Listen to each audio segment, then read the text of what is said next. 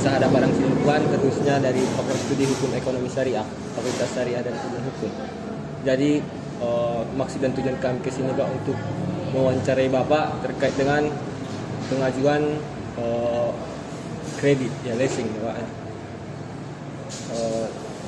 Langsung saja Pak ya. Untuk pengajuan leasing, sebelumnya dengan Bapak siapa Pak? Assalamualaikum warahmatullahi wabarakatuh.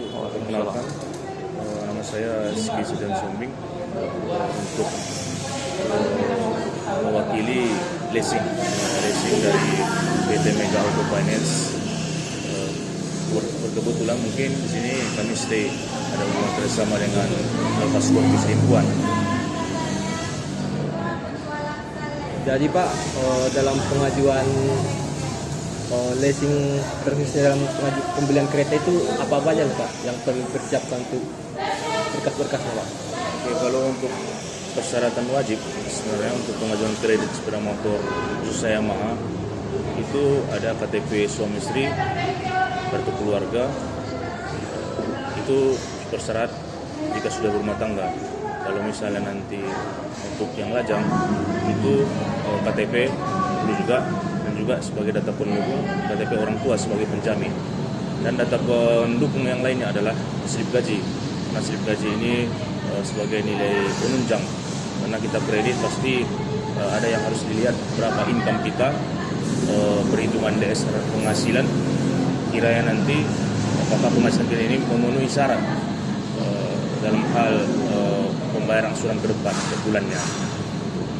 Baru untuk data-data pendukung lainnya ada rekening listrik, terus foto rumah, dan juga foto di depan pintu. Karena setiap kredit ini memang nanti kita di backup sama asuransi, atau nanti ada kendala pada saat pemohon memakai unit, kita bisa bantu dengan asuransi. Kalau untuk syarat itu ada beberapa hal tadi kan, KTP suami istri, kartu keluarga, rekening listrik, foto rumah, dan juga slip gaji. Kalau misalnya dia karyawan swasta, kalau dia misalnya pedagang, petani, biasanya kita foto sampel langsung ke usahanya. Itu aja kalau itu.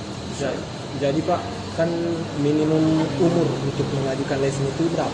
Oke, kalau untuk minimum umur sebagai prasyarat itu minimal umur 21 tahun dan maksimal umur 60 tahun. Itu. Jadi Pak, sejauh ini apakah orang Bapak pernah mengalami kendala mengenai leasing tersebut Pak? Kalau untuk kendala sebenarnya ada beberapa hal terkadang, tapi ini jarang terjadi. Salah satu contohnya itu kemungkinan ada sebuah calon debitur atau calon konsumen itu kemungkinan dia merantau, pekerjaannya mungkin di luar kota, keluarganya di Selingkuhan misalnya. Jadi mungkin kendala untuk proses itu agak rumit. Kenapa? Karena kan setiap proses pasti butuh tanda tangan. Itu kan sebagai tanda tangan kontrak aslinya gitu kan. Kalau misalnya kita nggak ada tanda tangan basah, bagaimana bisa berkas yang kita ajukan itu betul-betul pemohon yang tanda tangani gitu kan. Itu sih kendala paling jarang sih terjadi sebenarnya. Jadi Pak, kalau misalnya terjadi debitur macet dalam membayarkan kewajibannya, jadi berapa kali atau berapa waktu yang diberikan oleh orang Bapak kepada si debitur ini? Kalau dari segi keterlambatan sebenarnya kita kan ada prosedur. Jadi untuk setiap bulan itu kan setiap kredit berjalan pasti dia hitung 30 per bulan, pembayaran per bulan. Jadi kalau misalnya di kita rata-rata leasing seluruh Indonesia itu biasanya kalau ada keterlambatan itu dendanya 0,5% satu hari biasanya. Itu denda per harinya kalau misalnya terlambat. Jadi denda 0,5% ini itu dikalikan dengan angsurannya. Jadi angsuran dikali 0,5%, denda itulah per hari. Misalnya angsurannya 1 juta, semisal dia terlambat 1 hari itu dendanya 5.000. Begitulah hitungan seterusnya kalau misalnya dia terlambat 5 hari gitu kan, jadi 25.000 5 hari kalau keterlambatan. Kalau untuk masa tenggang berapa hari yang diperbolehkan gitu, sebenarnya kalau diperbolehkan itu nggak ada batasannya. Selama dia belum bayar angsuran, ya dia tetap kena denda. Apalagi sekarang kan setiap kredit itu ada BI checking. Jadi BI checking ini kadang semua histori kredit kita yang sebelum-sebelumnya itu udah tercatat perbankan di checking slip OJK. Udah pernah dengar nggak slip OJK? Badan pengawasan keuangan yang kayak itu kan. Jadi setiap kredit baik besar ataupun kecilnya itu langsung tercatat di slip kita. Apabila misalnya pembayarannya buruk, ya data kita rusak. Jadi kendalanya nanti di pengajuannya. Itu aja sih.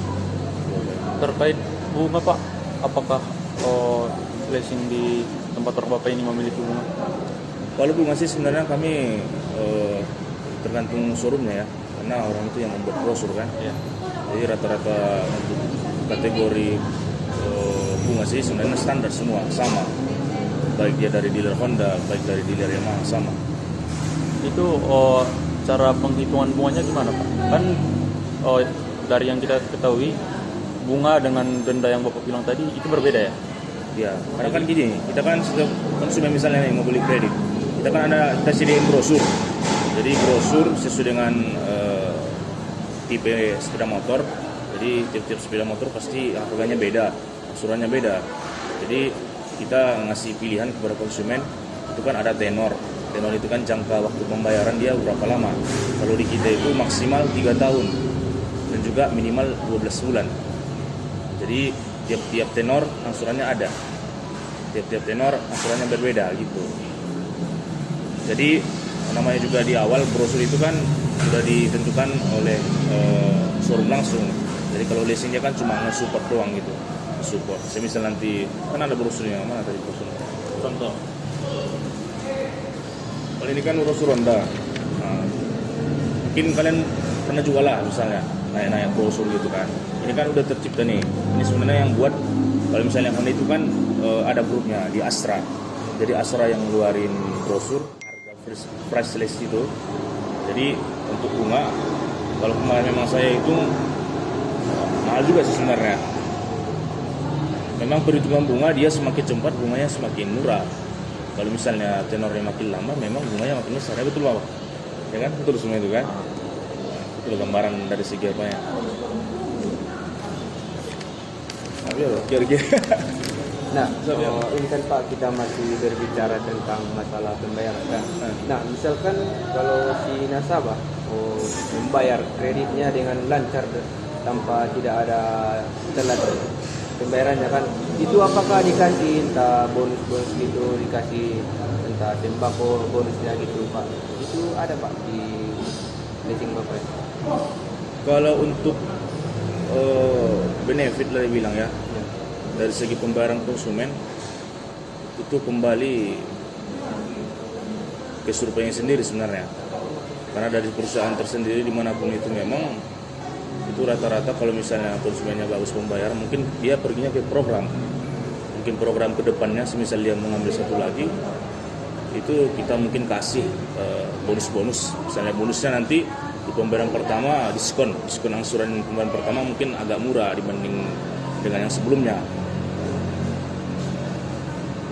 Kalau dari kesimpulannya memang itu kembali ke pribadi surveinya. Semisal kayak saya pribadi kan survei kalau misalnya nanti ada konsumen yang mau ngambil, misalnya nih udah RO, dia udah 2 kali ngambil misalnya, di pembayaran pertama dia nggak pernah telat, jadi di pembayaran kedua mungkin dari pihak kantor itu ada ngasih diskon di angsuran pertama.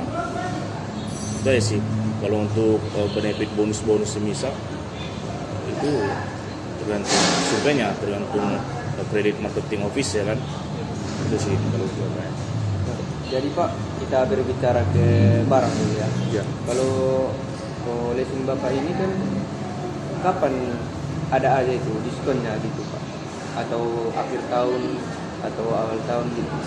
Kalau kita diskon sebenarnya tiap bulan ada, tapi tiap bulan itu pasti untuk diskon paling puncak itu rata-rata di hari-hari besar. Semisal di bulan Ramadan, di bulan Natal atau di tahun baru, itu kan pasti diskonnya banyak. Itu aja sebenarnya. Itu diskon. Hari-hari tanggal merah lah, hari-hari besar, hari-hari nasional gitu kan. Jadi Pak, ini pertanyaan terakhir ya Pak ya. Kalau misalnya si kreditur ini nggak mampu lagi untuk membayar, tapi telah memenuhi membayar setengah kewajibannya, itu bagaimana mekanisme penyelesaiannya kayak gitu Pak? Gimana tadi? Kalau misalnya si debitur ini tidak mampu lagi untuk membayar dan sudah pasrah, tetapi dia telah membayar setengah dari kewajibannya itu bagaimana proses penyelesaiannya itu, Pak? Kalau untuk penyelesaian sebenarnya kita sebelum ada eksekusi kita pasti diskusi dulu. Kita cari tahu dulu penyebabnya apa. Apakah memang dia karena berhenti bekerja atau mungkin dagangannya mungkin kurang modal atau bangkrut lah dibilang kan. Jadi kita diskusi dulu. Kira-kira ada nggak solusi? Kita cari win-win solution. Kita cari kalau misalnya memang dari segi teks, kalau saya dia nggak mampu lagi, misal kita kan aset kita kan sepeda motor. Kalau misalnya ada persetujuan dari konsumen bahwasanya dia nggak mampu lagi, ya unit kita ambil. Itu aja sih untuk finishingnya. Kita kan asetnya kan sepeda motor.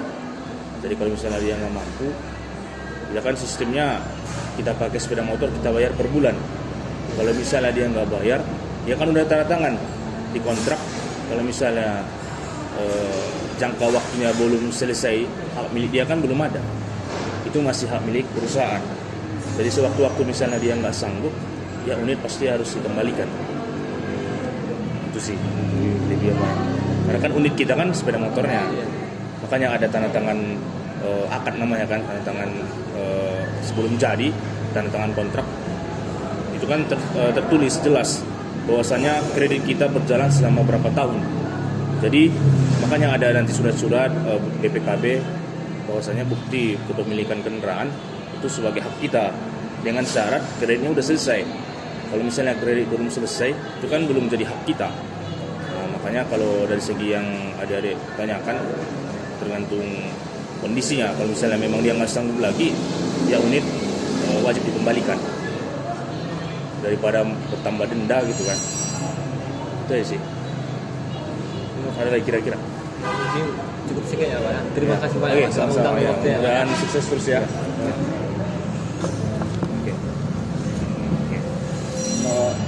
Boleh kita foto, Pak? Boleh, nggak apa-apa.